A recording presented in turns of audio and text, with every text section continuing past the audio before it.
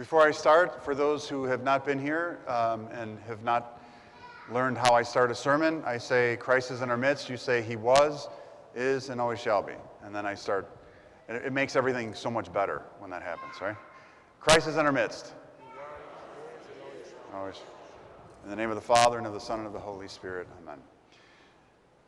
You know, having children, I have 3 children, as you may or may not know. I have one who's 21, one who's 17, and one who is 11. Feeding kids, for anyone who's had children or had to deal with babysitting or any type of young child, you know that feeding them proper food is very difficult.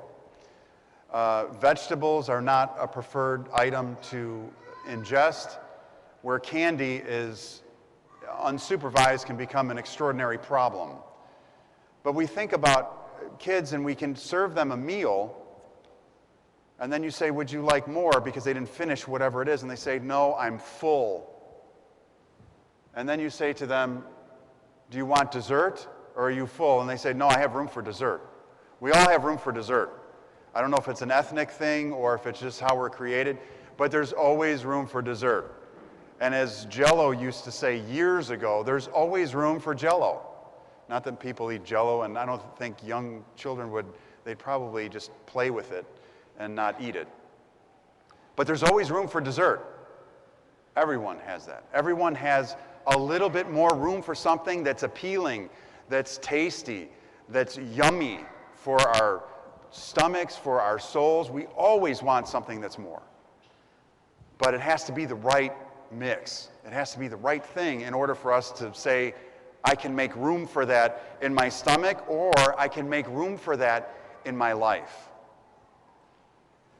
Waiting in line, can you tell the people to come in? I know that normally I don't tell people to come in, while I'm giving the sermon, but since I moved it, it's not fair to everyone who is there, and so please just come in and you can just sit down in the back there. But as we think of our lives, we think, how much room do we have for certain things in our lives? The good things, the things that we need to have, and then the things that we might have a sweet tooth and say, you know what, I really prefer this, and it might not even be good for us. The church today, this church, every church is spoken to in the gospel reading today. It's about having the appetite for the holy. Some people have it, some people don't. Sometimes we have it, and sometimes we don't. But it's a reminder to us, as we hear Christ, he says, he's putting himself in the place of this landholder, or this person who's giving the banquet. He's the one that's saying it. He's saying it on his behalf. And he says that there's a banquet, and invite those who were called. Who are the people that were called and chosen? Who were his chosen people? We know it's the Israelites. And then the people who are beyond that are the Gentiles. We're all Gentiles in here, unless you come from a Jewish background. We're all Gentiles. We're not Greek, Spanish, Romanian, Bulgarian. We're not chosen people. Christ didn't come to Greece. He went to Israel. And everyone outside of there is a Gentile. So we're all Gentiles. We're all the ones that are coming to the banquet who are invited. But he's saying it's not full. It's not full. It's not only not full in the space, but it's not full inside of us. We're not being filled. We're not being fueled. And we don't know exactly how to fuel ourselves sometimes. And we choose the things that we think are going to fill us, but make us sick. Just like a small child. You put them in front of a candy dish. They'll clean it out, thinking they're filling themselves.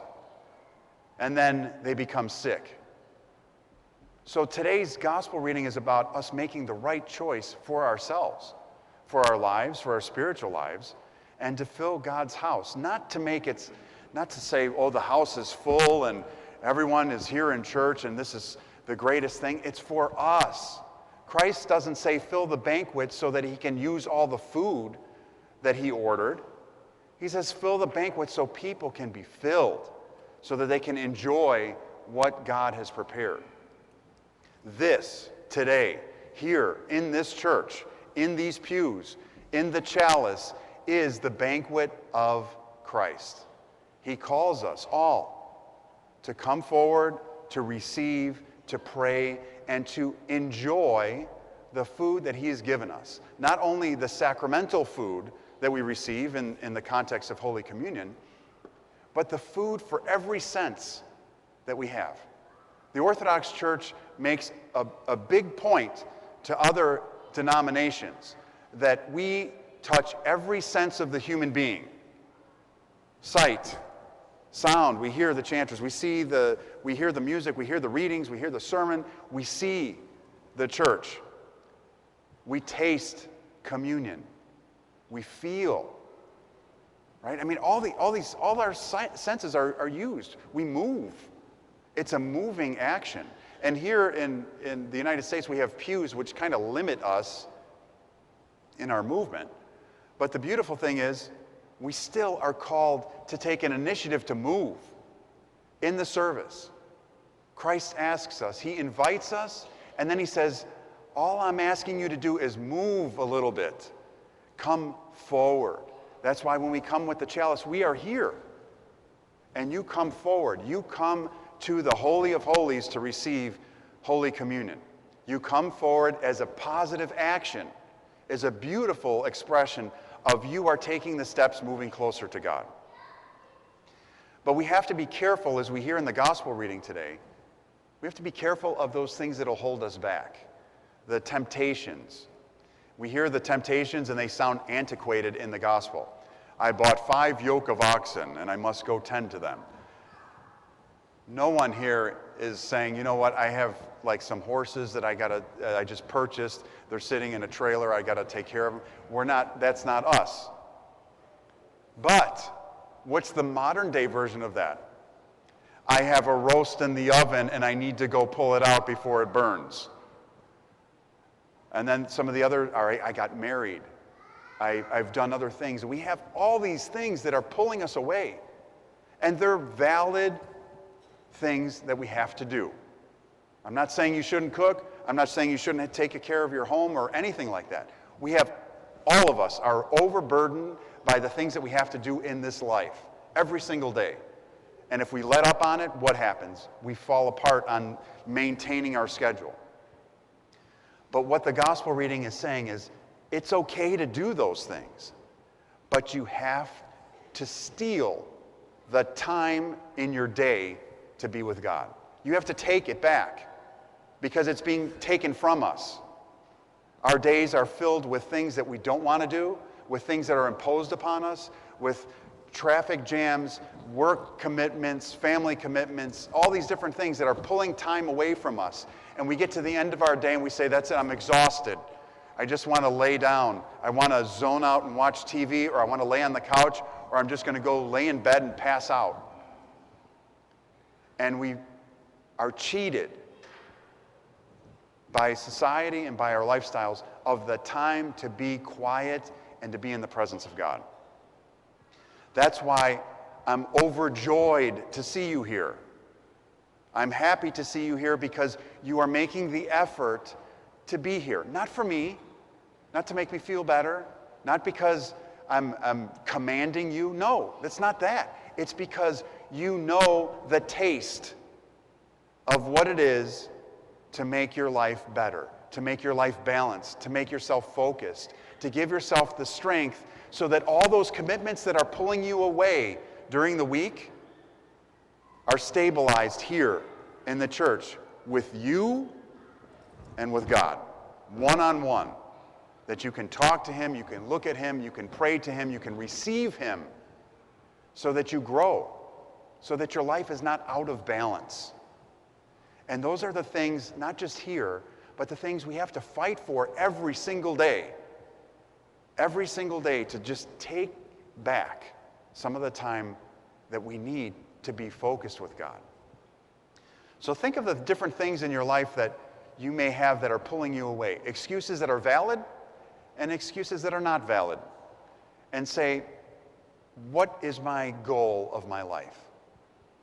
Everyone has a retirement plan. They have financial things set up in their head of, we're going to do this, and you go to Tarpon Springs in Florida or Clearwater or whatever, you'll run into a lot of Greeks, right, who have said from the 80s, when I get to a certain age, I'm going to move to Florida, and I'm going to be I've even said it at this point in my life too, and I'm not even 50. Thinking of, oh yeah, that would be great, sitting on a beach, and we think of the retirement things and the things down the road for us. But what about our hearts? What about our souls? We have to work on that. And we have to work on that not for me, but for you, so that you can grow in the strength and the presence and the grace of God. So think about this gospel reading. Think about your excuses. And just take that time back, because you're owed it.